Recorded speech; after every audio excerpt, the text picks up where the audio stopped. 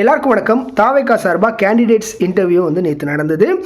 அதுக்கு நம்ம தலைவர் விஜய் வந்து கருப்பு கலர் ட்ரெஸ் வந்து போட்டு போயிருந்தார். ஸோ அதுக்கு என்ன ஏதோ ஒரு விஷயத்தை வந்து காட்டுறதுக்காக, ஏன்னா எப்போவுமே ஒயிட்டில் போகிற மனுஷன் வந்து சிபிஐ விசாரணை, ஸோ அதுக்கும் வந்து பிளாக்ல போயிட்டு இருந்தார்.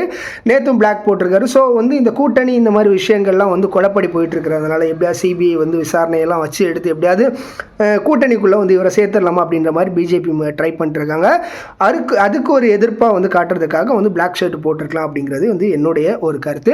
அண்ட் கிட்டத்தட்ட ஒரு 60 பேரை வந்து சூஸ் பண்ணிட்டாங்க அப்படிங்கிற ஒரு தகவலும் சென்னையில் பெரம்பூர், ஸோ அந்த தொகுதியில் வந்து நானே நிற்கிறேன் அப்படின்ற மாதிரி சொன்ன மாதிரி வந்து ஒரு வதந்தி அப்படின்னு சொல்லிக்கலாம். ஸோ இன்னும் வந்து கன்ஃபார்ம் பண்ணப்படல. விஜயை நிற்கிறதாட்டும் வந்து ஒரு பேச்சும் வந்தது.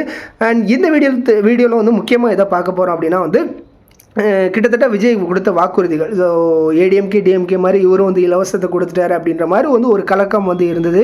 பட் அதுக்கு வந்து ஸ்டாலின் சார் டாக்ஸ் அப்படிங்கிற ஒரு விஷயத்தையும் சொல்லியிருந்தார். ஸோ அதை வந்து கேல்குலேஷன் பண்ணி பார்க்குறப்போ வந்து எல்லாமே வந்து சரியாக தான் அமைஞ்சுது. என்ன அப்படின்னா வந்து கிட்டத்தட்ட தமிழ்நாட்டுடைய பட்ஜெட் 4,30,000 கோடி. இதில் முதலமைச்சர் அடிக்கிற காசு 30% அப்படின்ற மாதிரி வந்து தலைவர் விஜய் சொல்லியிருந்தார். கிட்டத்தட்ட 1,30,000 கோடி.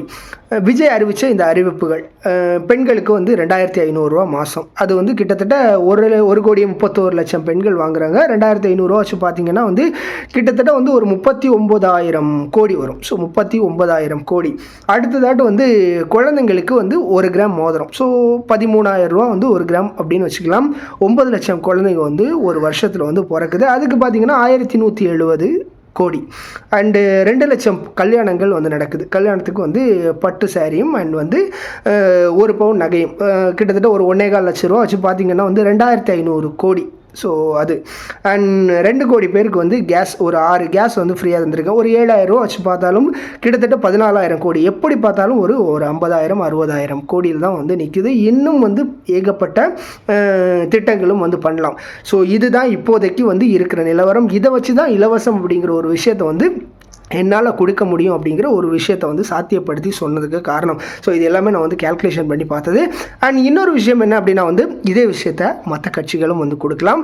பட் அவங்களுக்கே வந்து 1,50,000 லட்சம் கோடி அடிக்க வேண்டிய ஒரு நிலை இருக்கிறப்போ வந்து இதை கொடுக்கறதுக்கெல்லாம் வந்து பழையபடி வந்து 5 லட்சம் கோடி வந்து கடன் தான் வாங்கணும். இதுதான் இப்போது இருக்கிற நிலவரம்.